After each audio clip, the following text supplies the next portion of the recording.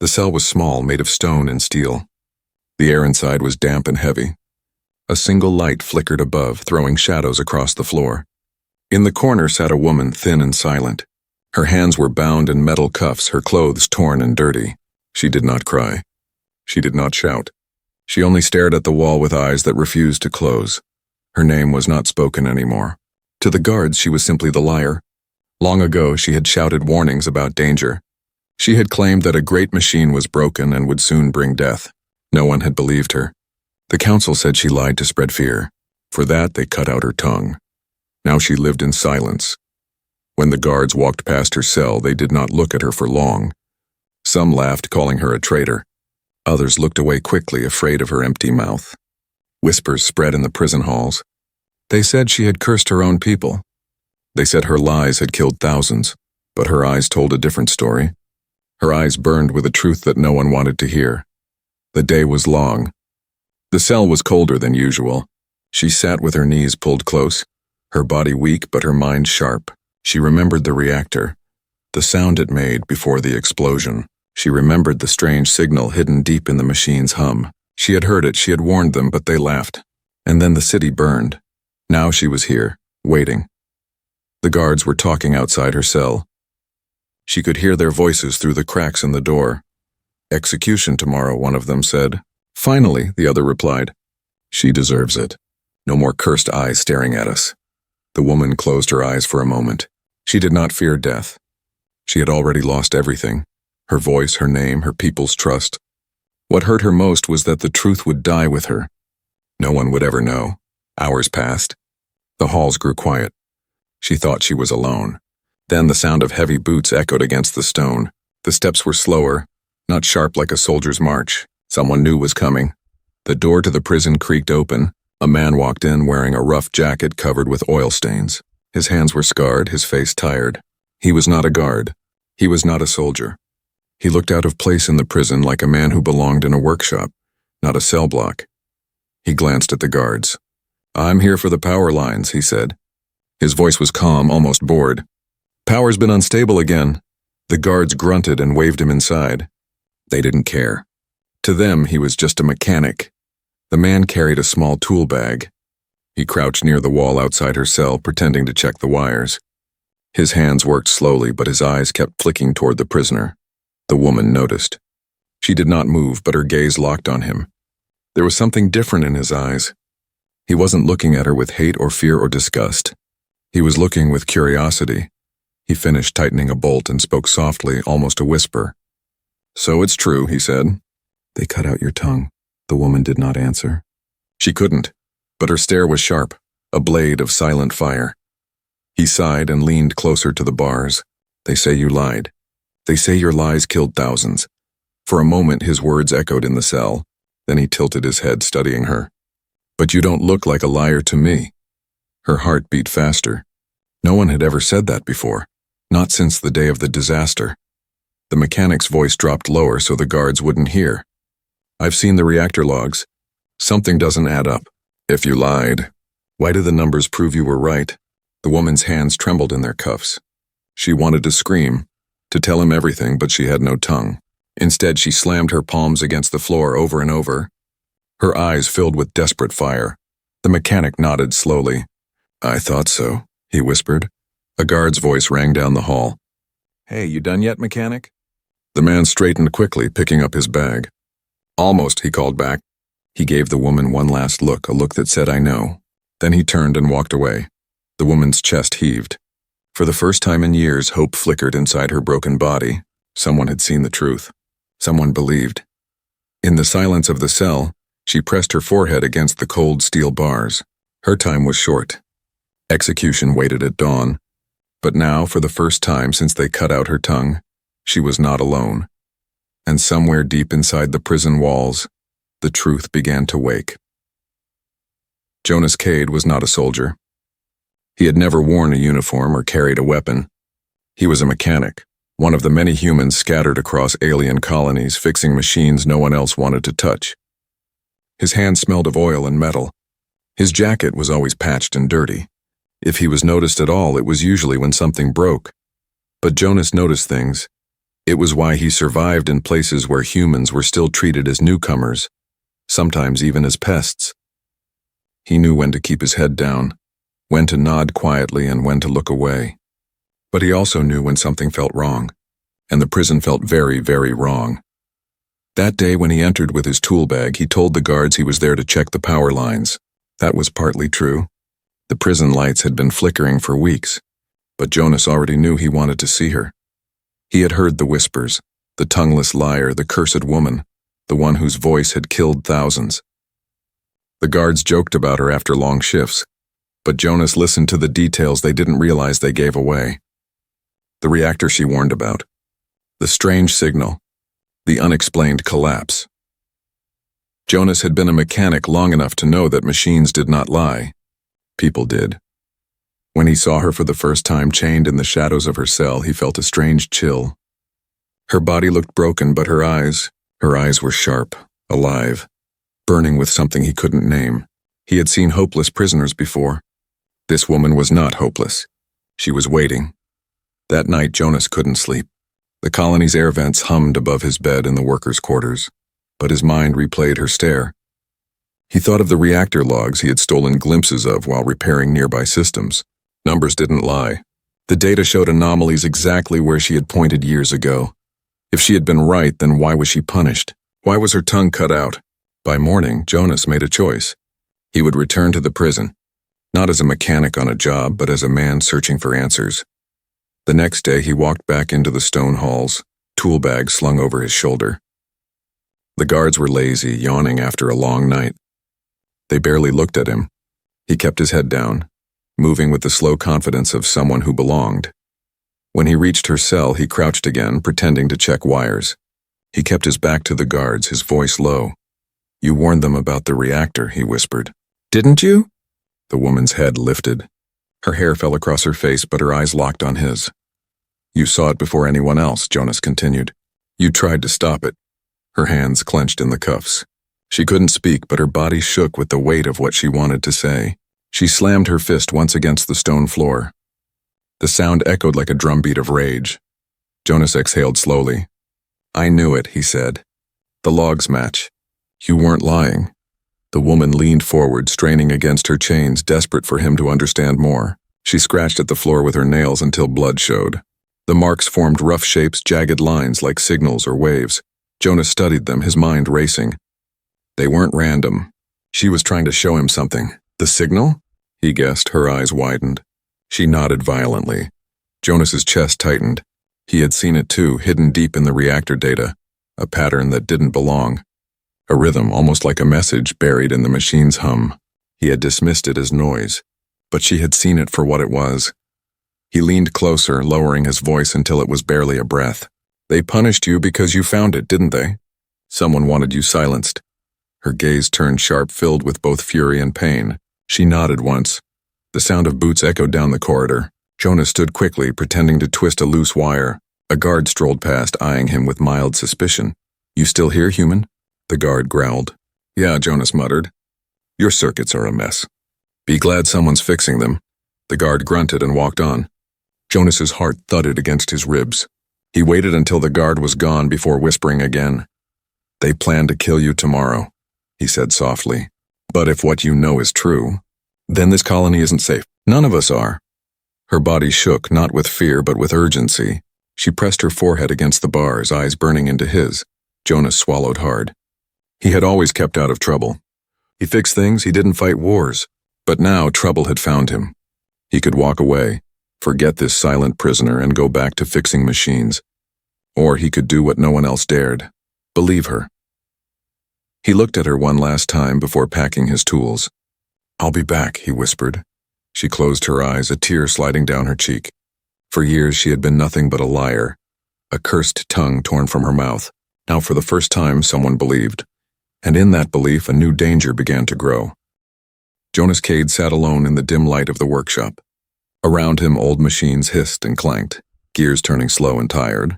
The smell of oil filled the air, but he barely noticed. His hands rested on the console of a small terminal he had repaired months ago. On the screen, lines of data scrolled like endless rivers of numbers. Reactor logs, power fluctuations, Error reports. He had stolen them quietly, copied them onto a chip while guards looked the other way. Now he read them again and again, searching for what the tongueless woman had tried to tell everyone. At first it seemed like nothing. Small spikes in energy, drops in temperature, signals that could be dismissed as random. But the deeper Jonas dug, the more he saw a pattern. It was there, hidden like a shadow. A pulse repeating every cycle. Not natural. Not random, a message. Jonas rubbed his tired eyes. He leaned back, staring at the ceiling pipes above him. Damn it, he muttered. She was right. The woman had risked everything to warn the colony. And for that, they had destroyed her voice. Now the same hidden signal whispered through the machines, waiting for someone else to notice. Jonas felt the weight of it pressing against his chest. The explosion that killed thousands. It had not been an accident. He leaned forward again, fingers flying over the console. He compared the logs from before the disaster with the ones from this week. The signal was the same, unchanged, steady as a heartbeat. That meant one thing. The danger wasn't over. It was still here. Jonas's hands shook. He was a mechanic, not a soldier, not a scientist. He fixed broken valves, patched leaking coolant pipes, and tightened loose bolts. But what he was seeing now was far bigger than anything he had ever faced. Someone had silenced her because she had discovered the truth. If Jonas wasn't careful, they would silence him too. The next day, Jonas returned to his normal work in the colony. He repaired a damaged shuttle port, replaced burnt wires, and pretended nothing was wrong. But in his mind, the signal echoed, steady and cold. He couldn't stop thinking about her, the silent prisoner. How she had scratched the patterns onto the floor with bleeding fingers, how her eyes had burned with desperate hope when he said, "I believe you." That night he made a decision. He would go back to the prison. He would tell her what he found. The prison was quiet when he entered. The guards barely noticed him, too busy gambling at a table near the main gate. Jonas walked with his tool bag, acting bored, acting tired, just another worker doing another shift. He reached her cell. She sat in the shadows, chained as before. When she saw him, her head lifted. Jonas knelt by the bars, keeping his back to the hall. He spoke low, his voice almost trembling. "You weren't lying. I checked the logs. The signal is real. It's still here." Her eyes widened. She leaned forward, chains rattling, her body alive with urgency. She clawed at the floor again, dragging her nails until new marks joined the old ones. Jonas studied them. He began to realize they weren't just random scratches. They were shapes, waves, numbers. She'd been carving the signal itself. He whispered, "It's not just noise. It's a pattern, isn't it? Like something speaking to us." Her eyes glistened. She slammed her fist against the stone once, twice. Yes, yes. Jonas's stomach turned. If it was a signal, then someone or something was behind it. The disaster wasn't just a machine failure. It was sabotage. He pressed closer to the bars. "Who silenced you?" he asked. "Was it the council? The military?" She shook her head slowly. Her chains rattled as she lifted one trembling hand pointing upward, not to the ceiling, but beyond. To the stars. Jonas froze. The hairs on his arm stood on end. Not sabotage. Not human. Something else. Before he could ask more, the heavy footsteps of a guard echoed down the corridor. Jonas quickly bent to the wires again, pretending to twist them with a tool. The guard stopped beside him, glaring. "You again?" "Yeah," Jonas muttered. "Your power lines are trash. If they fry, don't come crying to me." The guard grunted and moved on. Jonas exhaled slowly, his heart pounding. When he looked back at her, she was still staring, eyes sharp as knives. In that gaze, Jonas saw both desperation and trust. She was placing her fate in him, and now he knew too much to walk away. That night, Jonas sat in the workshop again, staring at the signal on his console. It repeated endlessly like a heartbeat in the dark. He whispered to himself, "If this is real, then the colony isn't safe. None of us are." He remembered her pointing to the stars. Whatever was behind the signal, it wasn't finished. And Jonas Cade, human mechanic, was the only one who knew. The colony slept under a sky of steel and smoke. Towers glowed faintly with reactor light, and the streets were empty, filled only with the hum of machines. Inside a lonely workshop, Jonas Cade leaned over his console again, sweat dripping onto the metal surface. The numbers were back. The same strange rhythm, pulsing in the logs like a second heartbeat inside the colony's core. He tapped the screen, whispering to himself, It isn't a malfunction, it's something else.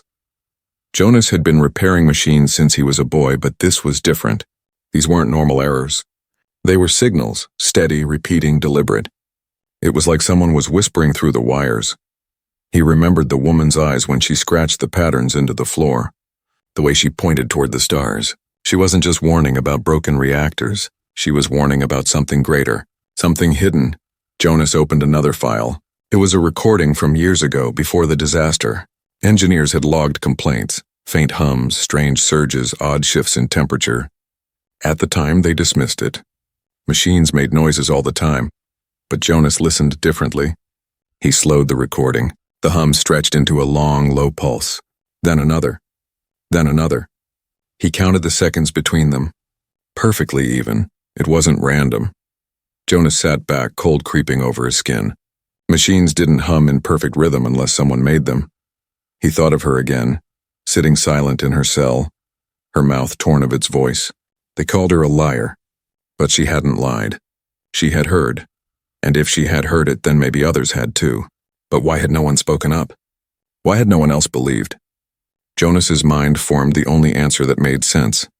Someone powerful had buried the truth. He couldn't stop now.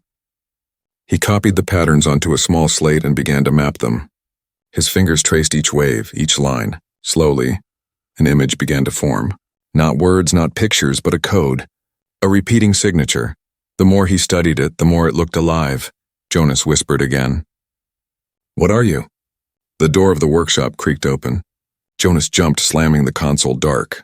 A figure stood in the doorway, outlined by the glow of the street lamps. It was an officer. "Mechanic," the officer said, voice sharp. "Why are you working at this hour?" Jonas forced a tired laugh, holding up a wrench. "Machines don't wait, do they? Power grid's been unstable. I'm trying to stop another blackout." The officer's eyes lingered on him for a long, heavy moment. Then he grunted and left. Jonas didn't move until the footsteps faded away. His heart hammered. He was being watched. Later that night, Jonas walked through the empty streets, the slate hidden under his jacket. His mind spun with questions he couldn't silence. If the signal was real, then it wasn't just the colony in danger. Whatever was behind it had already destroyed once. It could do so again. He thought of the tongueless woman, her face pale in the dim cell light. She had known for years, and no one had listened. Tomorrow she would be executed, and with her the truth would vanish forever, unless Jonas did something. The next day, Jonas returned to the prison. He pretended again to check wires, crouching near her cell. She was waiting for him. He whispered through the bars. "I saw it. The signal. It's still there." "You were right." Her chains rattled as she leaned forward, her eyes bright with a fire that almost frightened him. Jonas pulled the slate from his jacket and slid it under the bars. On it were the patterns he had mapped. She snatched it up, holding it close like a treasure. She traced one of the waves with her finger, then tapped the floor twice. Yes. Jonas swallowed hard. But what does it mean? Who's sending it? The woman closed her eyes, breathing heavy, then opened them again. Slowly, with bleeding nails, she scratched a new mark beside the slate. A simple circle surrounded by jagged lines. Jonas stared. "A weapon?" She nodded once. The signal wasn't just noise. It was control. Something or someone was guiding the reactors, bending them, breaking them. The explosion years ago had been no accident. It had been triggered. Jonas's blood went cold. The disaster had been murder. A voice shouted down the corridor. "Mechanic!" "Time's up." Jonas quickly grabbed his tools, sliding the slate back under his jacket. He gave her one last look. "I'll find out who's behind this," he whispered. "I promise." Her eyes followed him until he disappeared into the shadows of the hall. That night, alone again in his workshop, Jonas stared at the console. The signal pulsed steady, alive, patient. He felt as though it was watching him, waiting for him to understand. He pressed a trembling hand to the screen. "You've been here all along," he said softly. The machine hummed back, the pulse unbroken. Jonas Cade, the human mechanic no one noticed, had uncovered the first piece of a truth that could tear the colony apart. And he knew, deep in his bones, that someone out there would do anything to stop him from finding the rest. The prison was colder that night. The walls sweated with damp and the lights above buzzed faintly, like insects caught in glass. Jonas walked the narrow corridor again, tool bag slung over his shoulder, his steps slow and careful. The guards barely looked up. He was just the mechanic, the human who fixed their power lines and kept their machines from falling apart. They didn't know he carried something far heavier than tools. He carried truth. Inside her cell, the tongueless woman sat with her back straight, her wrists still bound in iron. When Jonas appeared, her eyes lit like coals fanned back to life. He crouched at the bars, hiding his face from the corridor. His whisper was quick, urgent. "I know what the signal is. It's not a fault. It's control. Someone's bending the reactors on purpose. The disaster, it wasn't your lie. It was murder." Her hands clenched tight, chains rattling. Her nails dug into her palms until small drops of blood touched the floor. Jonas pressed his hand against the bars, low where no guard would notice. "I believe you, and I'm not walking away. If we work together, maybe we can stop it." For a long moment, she stared at him. Her eyes softened, wet with something that was almost relief. She lowered her hands to the stone floor and began to scratch again, her nails carving shapes with desperate speed. Jonas bent closer, reading. Circles, jagged lines, arrows pointing downward. "A map?" he guessed. She tapped the marks twice. "Yes." Jonas studied it, piecing the meaning. The jagged lines weren't random. They were tunnels, service shafts beneath the colony. At the center of her scratches was the circle he'd seen before, the reactor. Around it were marks like claws gripping from below. Jonas's heart thudded. The signal isn't just inside the reactor. It's coming from under it. She looked at him sharply, nodding once. Jonas sat back, stunned. If that was true, then something was buried beneath the colony itself. Something sending commands straight into the machines. A guard's boots echoed closer. Jonas quickly slid his body to hide the scratches. The guard stopped at his side, sneering. "You again? Always crawling around the wires," Jonas shrugged. "If you want lights, you want me. Unless you enjoy the dark." The guard grunted and walked on. Jonas waited until the sound faded, then leaned in again. "I can't do this alone," he whispered. "You know what's under there. You've seen it. But you can't tell me, not with words. So we'll find another way." Her gaze locked on his, fierce and unshaken. She pressed her forehead against the bars, chains clinking like a sad song. Jonas did the same, only inches away. At that moment, a pact formed, not in spoken words, but in shared resolve. A human and a silenced prisoner, bound by the same truth. That night, Jonas returned to his workshop. He copied her map onto his slate, his hands shaking as he traced the tunnels. They led directly beneath the colony's heart, deeper than he had ever been allowed to go. But he knew those passages. Service shafts, ventilation pipes, abandoned mining routes from when the colony was first built. He had crawled through some years ago, repairing forgotten cables. They were real, which meant her map was real too. Jonas sat back, rubbing his face with oil-stained hands.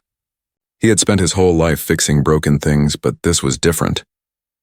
This wasn't about machines. This was about survival. The truth wasn't just dangerous. It was deadly. The next day, Jonas returned again. This time he carried a small piece of chalk hidden in his pocket. When the guards weren't looking, he slipped it through the bars. She froze at the gift, staring at it as if it were gold. Then slowly she picked it up. For the first time, her hands moved freely on the floor. No more bloody scratches. No more broken nails. With quick strokes, she drew symbols, faster, clearer. Jonas watched as a new picture came alive. A circle split open, a core inside, and lines spreading outward like veins. At the end of the lines were jagged spikes, teeth. It wasn't just a reactor. It was a mouth. Jonas's skin crawled. He whispered, "It's alive." She looked at him, and in her silence she answered, "Yes, later." As Jonas left the prison, the guards laughed at him. "You spend too much time near that liar," human one said. "Careful. Her curse might spread." Jonas forced a grin and kept walking. Inside, his mind screamed. They had no idea. None of them knew what pulsed beneath their feet. Back in the workshop, Jonas spread the chalk drawings across his table. The signal, the maps, the strange living mouth beneath the reactor. They were pieces of the same puzzle. And he was starting to see the whole picture. The woman wasn't cursed. She wasn't a liar. She was the only one who had seen the enemy hiding under their colony. And now Jonas had joined her. As he stared at the drawings, a sound broke the silence. The console flickered on its own, data streams flashing without his touch. The signal pulsed again, faster this time. It was as if it had noticed him. As if it knew he was watching. Jonas's breath caught. "Damn it," he whispered. "It knows." He shut the console off, but the fear stayed with him. The silent woman had carried this burden alone for years. Now it was his burden too. And somewhere beneath the colony, the hidden thing stirred, awake and waiting. The colony above ground looked calm. Markets opened, ships landed, workers shouted at one another as if nothing had changed. But beneath the surface, Jonas Cade carried a secret that made every shadow feel dangerous. He couldn't stop thinking about the map. The tunnels. The jagged mouth beneath the reactor. The signal that pulsed like a heartbeat. He had copied it onto his slate, but even now when the console was off, he swore he could feel the rhythm in his chest. It wasn't just a machine. It wasn't just sabotage. Something was alive under the colony. That evening, Jonas received a call to repair a coolant leak near the reactor's lower levels. It should have been routine, but as he walked into the service corridors, his stomach tightened. The air was thicker here, hotter. Pipes dripped with condensation, and the hum of power was louder than anywhere else. Jonas climbed down a narrow ladder, tools slung across his back. The further he went, the darker it grew. The lights flickered, and strange echoes carried through the metal tunnels. At the bottom, he found the leak. A cracked pipe spraying thin streams of white mist. He patched it quickly, but his eyes kept drifting to the walls. There were marks in the dust, scratches like claws dragging along the steel. Jonas crouched and touched one of the grooves. It was deep. Too deep for tools. He froze. The scratch wasn't old. The edges were sharp, fresh. Something had been here. He returned to the prison the next night, his face pale. The tongueless woman was waiting as if she knew he had seen more. Jonas whispered, "There are marks in the tunnels." "Claw marks." "Whatever's under the reactor, it's moving." Her eyes blazed. She seized the chalk and drew fast, furious lines on the stone floor. When she was done, Jonas stared in horror. She had drawn the reactor again. But now beneath it the mouth was wider, teeth sharper. From it stretched long, spidery shapes, limbs, not just alive. It could move. Jonas felt his throat tighten. "It's growing," she nodded slowly. For days, Jonas pretended to be a mechanic like always. He repaired shuttle ports, checked coolant lines, tightened wires. But his nights were different. His nights were spent in the workshop, tracing the signal, comparing maps, piecing together what no one else dared to see. He realized something terrifying. The signal wasn't just controlling the reactor. It was feeding it. The energy spikes matched the rhythm of the pulse. Every time the reactor surged, the buried thing below grew stronger. The disaster years ago hadn't been an accident. It had been the creature feeding for the first time. And the council had known. Jonas found hidden logs, encrypted reports. Engineers who had questioned the readings disappeared from the records. Whole files erased, names deleted. Someone had buried the truth along with the monster. Jonas leaned back from the console, his face pale. They knew. They silenced her because she tried to expose it. He returned to the prison again, slipping past board guards. She was waiting, her eyes burning with impatience. "They covered it up," Jonas whispered. "The council. They sacrificed the colony to keep their secret. That thing under us, it's not just an accident. It's part of their plan."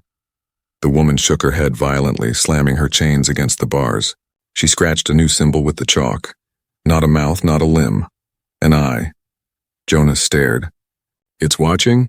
She nodded once, her body trembling with the weight of her silence. Jonas's hands tightened on the bars. "Then it already knows about me." That night, Jonas returned to his workshop and found the console already active. He hadn't turned it on. The signal glowed across the screen, faster now, more violent. His tools shook on the table as if caught in a vibration.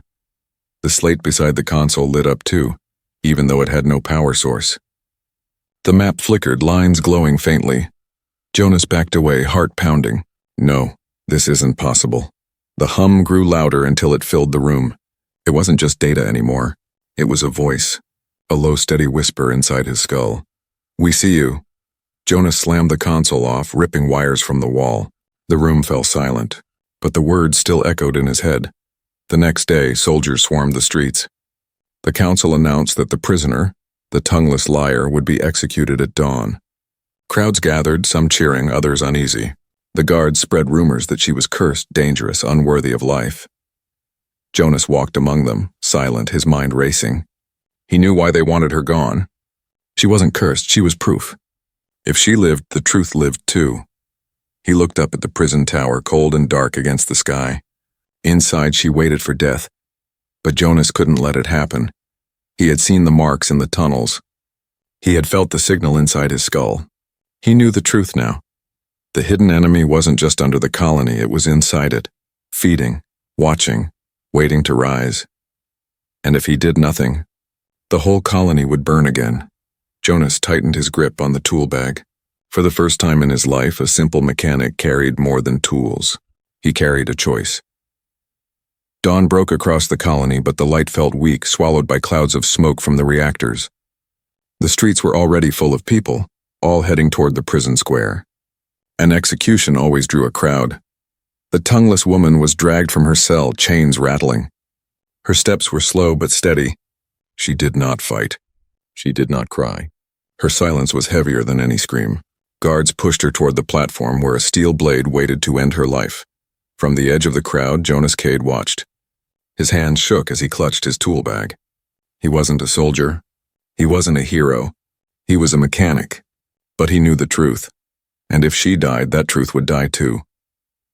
He whispered to himself, "Not today." The counselor stepped onto the stage, dressed in polished armor. His voice carried over the crowd. This traitor brought lies that killed thousands. Today her silence will be complete. Today justice will be done. The people cheered, but the cheers were hollow. Many looked uncertain. Many looked afraid. Jonas pushed forward, weaving through the crowd until he was close to the stage. His heart pounded like a hammer. He could feel the signal pulsing in the ground beneath his feet. Faster now, more violent, like the hidden enemy was waiting for the blade to fall. He shouted, his voice cracking but strong enough to carry, "She's not a liar." The crowd gasped. Guards turned their heads. The counselor's eyes narrowed. Jonas climbed onto the edge of the stage, pulling a slate from his bag. The reactor logs prove it. The disaster wasn't her lie, it was murder. Something under the colony is feeding off the reactors, and you silenced her because she found it. The people erupted into whispers. Fear spread like fire. The counselor's face twisted in anger. "Remove him." Guards rushed forward, but Jonas held up the slate. The patterns glowed faintly, alive with the signal. "Look. This is the proof. The signal is real. I heard it myself. It's not just numbers, it's a voice." The tongueless woman turned her head toward him, her eyes shining with tears. For the first time in years, someone spoke her truth out loud. The ground trembled. At first, people thought it was their imagination. But then the tremor grew stronger. Dust fell from the prison walls. The crowd screamed. The signal pulsed again, louder, echoing in every machine, every pipe, every heart. From deep below the colony, a roar rose. A sound that was not a machine, not human, not natural. The counselor shouted, "It's nothing. Stay calm." But his voice shook with fear. The woman stumbled, chains clinking, but her eyes locked on Jonas. She slammed her fists together, desperate to show him what came next. Jonas understood. The choice was his. He could run like everyone else. He could hide in the shadows and survive a little longer. Or he could do what no one else dared, stand with her and face the truth head-on. He tightened his grip on the slate. His voice rang over the chaos. "If we don't stop it now, none of us survive." Guards lunged for him, but the crowd was already panicking. Some fled, some pushed back, some shouted for answers. Jonas used the chaos to his advantage. He dropped from the stage and rushed to the prisoner. He pulled tools from his bag, smashing the locks on her chains. The cuffs clattered to the ground. For the first time in years, her hands were free. She stared at him, breath ragged, then seized the chalk from his pocket. On the stone at their feet, she drew fast, tunnels, reactor, the mouth with teeth, and one last mark. A path leading outward. An escape. Jonas nodded, heart racing. "You know the way." She nodded back, eyes blazing. Another tremor shook the ground.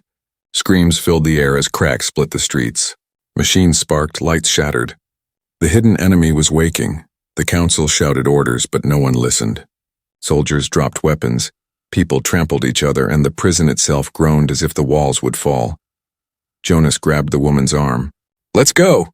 Together they pushed through the chaos, slipping into a side passage. The noise of the panicked colony faded behind them, replaced by the deep, endless hum of the buried monster. They crawled through service tunnels, the woman leading with frantic gestures, Jonas following with the slate glowing in his hand. Every turn brought them closer to the reactor's heart. Jonas whispered, "If we shut it down, will it stop feeding?" She looked back, her eyes full of sorrow. She shook her head slowly, not stop, but maybe delay. Jonas swallowed hard. He had hoped for more, but even a delay was better than nothing.